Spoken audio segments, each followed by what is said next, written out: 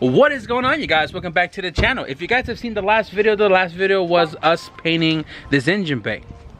It is the same day, but today we're going to be working on my cousin's stuff for his car in these next upcoming videos. If you guys have been around, you guys have probably seen the crank polishing video and the CSS rotating assembly video. But if you guys paid really close attention, both of those videos are in a playlist on the channel called DLEMS or Sleeper Build. If you guys have seen some of the previous videos up until this point, I kind of talked about the last piece to the puzzle, and that's actually the action clutch box right here. This is the clutch for his new setup, and also he has my transmission in his car, so he got his own transmission now. So my cousin right here, Daniel, he's the one that drives the right-hand drive 98 Civic 4-door, and currently in his car he has a stock block LS VTEC that came from the junkyard, eBay turbo, and the car went 11.7. And this year we all have set goals for ourselves, and he was like, you know what, kind of want to make some more power and really hit his goal this year. So when the track is open, we want to have his car ready, and that means the build starts now. So this block right here is a CSS equipped LSB18 B1 with an 82 mil spec pistons from SuperTech, and it has a skunk 2 rods. He rebuilt this in his room, and I'll put a little link to that right here. And this is his new transmission, where we're going to be needing a heavy clutch to run this whole setup. Why? If you guys look behind me,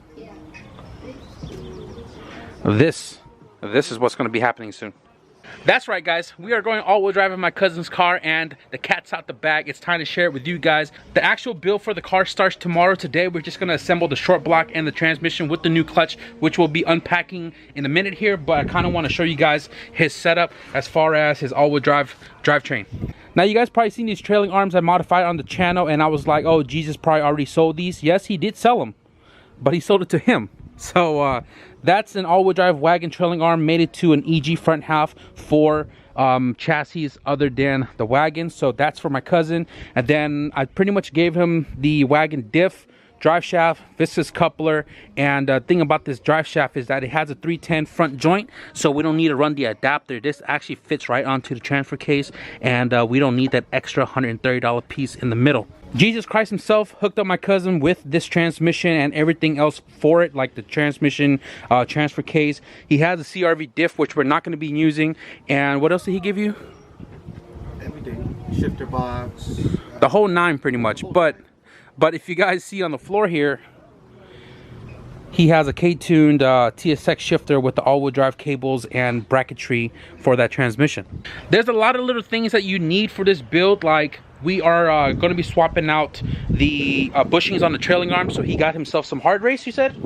Hard race rear trailing arm bushings. He's got the spherical LCAs because the wagon tabs for the LCA is offsetted, so you need the spherical setup, which I have the same one on this car. And we have the fuel cell and all the stuff pertaining to the fuel cell to go from the back of the car to the front. And I think the only thing that we're missing from this whole deal are rear axles. So if any of you guys have wagon axles, one short, one long, let me know. We're willing to buy it. We need them. And we're going to take this build into segments. We're going to do the engine portion of it, make it front wheel drive with the all-wheel drive transmission, put miles on it. And then we're going to go to the rear end of the car. We're going to do the fuel cell, make sure everything works there, still front wheel drive. And then after the fuel system, everything's all working, the car has mileage on it. And then we're going to turn the car around and start doing all of the trailing arms and drive shaft, differential, mounting, and all. Chill! Alright, guys, so everybody's chilling over there. We moved all the stuff over here. Kind of want to talk about pricings for like going all-wheel drive, or at least a ballpark of it. So we try to keep our pockets happy, and whatever we can do ourselves, we'll do it ourselves. But I'm going to give you guys a little run through on how much you'd expect to pay to go all-wheel drive. So I'm not even going to talk about like the kits out there, HCP, S1, FCS. I'm going to talk more of a DIY perspective and give you guys a little run through on the stuff that we acquired here. So this short block, this is like unnecessary. Like, you can have a built front wheel drive motor and, you know, drive the car front wheel drive, and you decide you want to go all wheel drive, and then this is the additional cost to go on all wheel drive. So this is my cousin's new motor, which he spent about $2,500 machine work, block, you know, all the parts, and he assembled himself. So $2,500 he spent alone for this, and you know, we can spend $2,500 anywhere else and have a built block, but you know, this right here gave us the opportunity to learn how to build an engine, and you take more pride in it when you put it together yourself. Makes power, it runs and drives well. So he did that. So the transmission, we're going to talk about the B series one here, because we are doing B series, and you know, K series is going to cost a little bit more because, you know, K series. So my cousin Daniel spent about 800 bucks for transmission, shifter box, cable, starter, the transfer case. He got the CRV diff with it as well too, and you know, these range up to $1,000. So there are a few drive shaft choices that you guys can run as far as going all-wheel drive. You guys can keep the CRV drive shaft as well as the CRV rear diff, and that will probably range like, you know what I'm saying? You buy from somebody, they're gonna charge you maybe 150 for the diff and 100 bucks for the drive shaft, or 130 new, and then, you know, you can go to the junkyard and get it cheaper. This drive shaft right here and the differential is from a Civic Wagon RT 4-wheel drive, and this was my spare set, so I gave this to my cousin, you know, just kind of as a gift to him for everything he's done for me. And if you guys was to go and buy this yourself, just this right here alone, it's like $2,500. The all-wheel drive craze has marked up the prices on this so much that that's what they're going for now. But he didn't pay much for it, so we're not even going to include that into his tally. But if you guys was to go and buy this alone, that's about $2,500 you're seeing right here on the floor. We didn't go with the ACP trailing arm or the S1s or any one of those kits that are out in the market right now. Don't get me wrong, those companies are great, but we're DIYers, and this trailing arm right here, you can see the custom B2D welded right there. But these trailing arms are wagon trailing arms, which you can typically get for like 300 bucks and then do the jig and modify yourself. But if I did this for a customer and I sold it, this probably go in the market for like $600 to $700. So we're gonna tally this up to about 600 bucks. And I think Daniel paid $300 for the arms, and I modified them for him for free because he's my cousin. So you can already see where the tally mark is going to right now, but then we are still missing the axles. You can go with insane shafts, which are like $400, or you can go with the CRV axles if you're using a CRV diff, or you can go with the wagon axles if you're using a wagon diff. So the wagon axle CRVs, you can get the junkyard, but the wagon stuff, you'd probably spend about $250 for a used set, which nothing is wrong with that. You can just change the boot size as long as the joints are good. You can use the wagon ones like I do on both my cars. So everything you guys see on the floor right here, as far as what my cousin has paid, excluding the block, he spent about $2,500. Now, if I included the drive shaft, he's probably at about $5,000. And then you got the shifter cables and shifter box. This is super optional. It's not mandatory. It's not necessary. You can use the stock CRV stuff, but because this was available to him for half the cost, he bought these just, you know, I guess, bling factor, or it's a no-brainer move because it was super cheap. Now let's get to the main part of this video, guys. So today we're going to be unboxing a package that was sent to us from Action Clutch. Now this box has 2 clutch kits in it, and if you guys have seen the video of my wagon going down the track, you guys know that I completely roasted the clutch that was in there.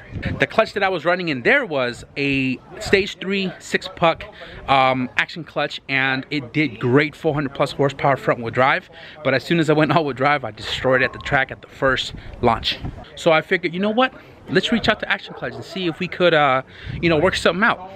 Big shout out to the guys over at Action Clutch for opening the email and then accepting my application. You know, you guys are definitely going to help us throughout this year.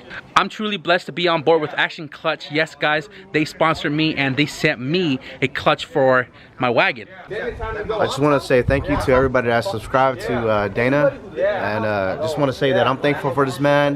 Thankful that for everything that he's done for me and everybody else that you guys see on the channel. Let's get this man to 100, and I'm gonna cheers to that, man. Some tequila. Cheers, y'all. On some real shit though, thank you guys for supporting me in the last couple of years, supporting the Built to Drive, the family, everybody that's on the channel. You guys see, you know, it's super motivational when you guys give us positive feedback and you guys find the videos very enjoyable, and also you guys are able to learn a thing or two from it. I'm just a regular dude recording my hobby and sharing it with you guys, and you guys are supporting it so much that we wouldn't have been here if it wasn't for your guys' support. From the bottom of my heart, man, thank you guys so much. And now everybody else has been coming on board with us, especially, like I said, Action Clutch. Thank you for accepting my application. And guys, not only did we get a clutch for my car, but we were able to get a clutch for my cousin's setup as well too. It's an amazing feeling to have companies like Action Clutch, you know, coming on board with me, because I've never actually had something like this before. I mean, small sponsorship here and there, but like, you know, they didn't really do much for me then and there. So for Action Clutch to send me out a clutch for my car so we can get my car up and going again, big shout out to you guys. If you guys want to check out their website, be sure to go into the link in the description below. Check out some of their clutches. They have a clutch for every power level you guys need, street or strip. Before you guys go and check out your cart, be sure to enter the code STATIC, STATIC, in the coupon section and get a discount of 15% and save some money on your next clutch setup. Now let's dive into this box. Goes this way, and goes that way. So after reading a lot of like posts on Facebook, because that's kind of where the new forum is at now, everybody is running a minimum of a twin disc on an all-wheel drive setup. I mean, I learned it firsthand. I did the stage 3.6 puck in my wagon and it destroyed it right off the bat. So if you guys are going all-wheel drive, man, be sure to put a twin disc in your car.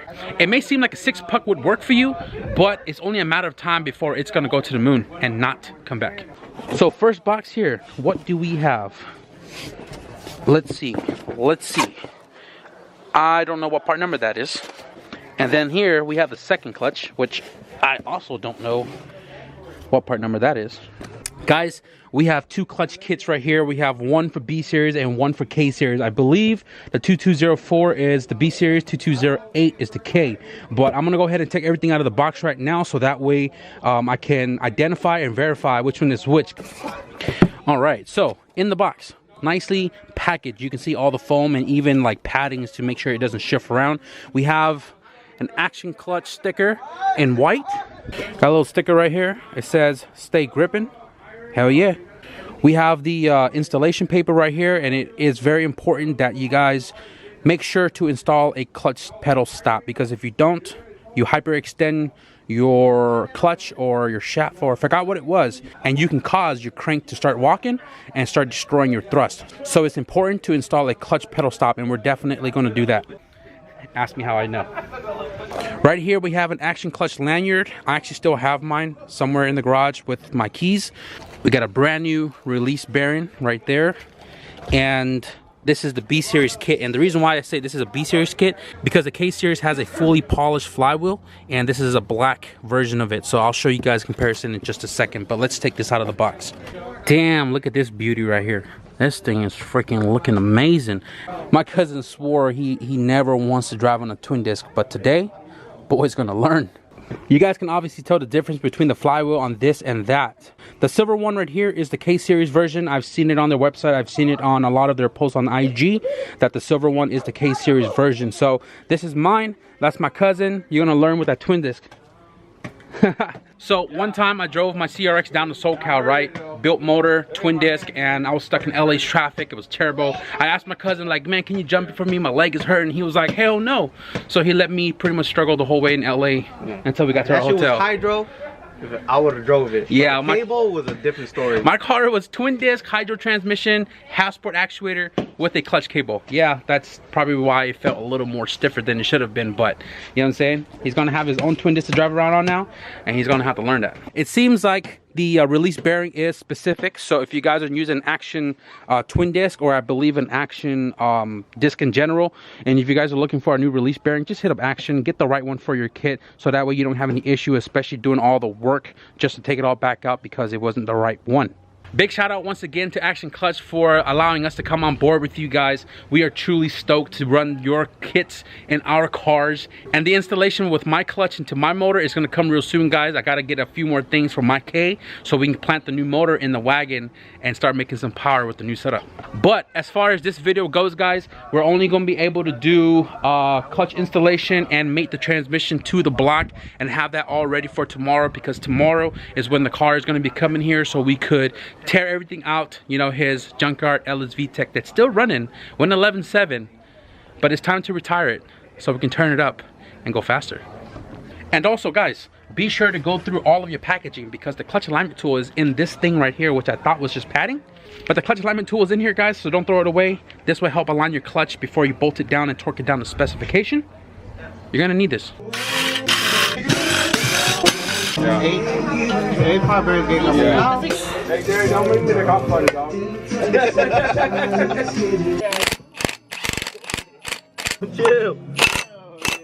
For B series application, please torque flywheel bolts to the crank at 85 foot-pounds of torque.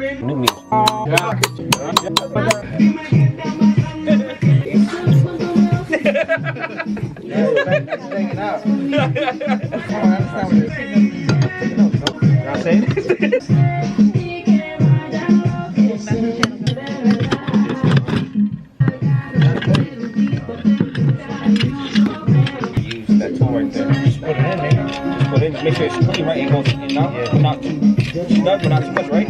Use 23 foot-pounds of bolts to a pressure plate hat to the flywheel in a crisscross pattern using a little amount of red Loctite on every bolt. Blinding lights? Blinded lights? Hug? He's dancing like that? Yeah, dude. Bro, still. Who's Yeah. Watch. They're like a new school. For sure. We got it. Yeah. We're gonna learn today. Yeah, for sure, we got it. Homies though, you know? I ain't tripping on my boys though. You so strong, Daya. You so strong. Yeah.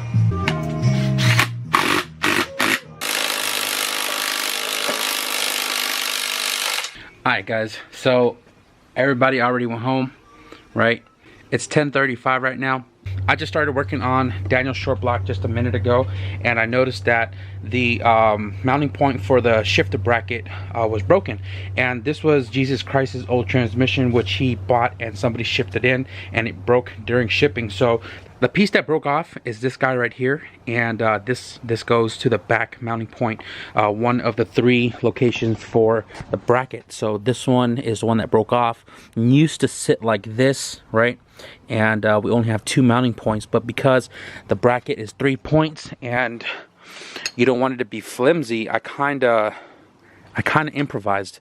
And what I mean by that is the bolt needs to be longer, because this mount broke off. This is like 1 inch, and the bolt is not long enough to reach the threads on the bottom. The piece right here, 1/4 inch, is still threaded, right? And because this broke at an angle, the threads are crooked. So what I did was I took quick steel that you can get from your auto parts store. I threw the bolt in here, and then I used quick steel around the perimeter of the bolt, kind of making a pedestal for the missing, you know, piece right here. And then it hardened up, right? It made threads inside of that. You guys can't see this, hold on. There it is. There's threads inside of this, and what I did was I took a grinder and I chopped it flat, so that way the spacer can sit on it without being all teeter-totting. So that's gonna work out, I'm sure.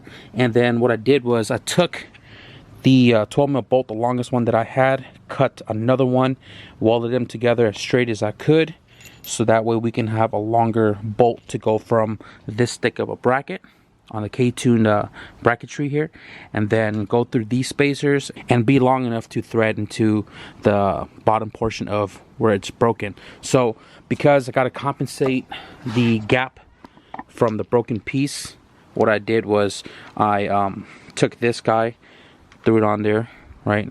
I threw the bracket on it, and then I measured the distance of the gap that I'm gonna need. Had some aluminum tubing lying around, so I took measurements, cut a piece of it off. It's gonna sit on there like that. I'm gonna tape it so it doesn't move around. I could weld it, but I don't want to blow through it if I, you know, burn too hot or whatever, because this is thin. And this should give me the extra distance missing to bolt all 3 points of this bracket. Daniel is running the KTUNED unit, and the unit requires this bracket, and I'm gonna go ahead and bolt this last piece for tonight.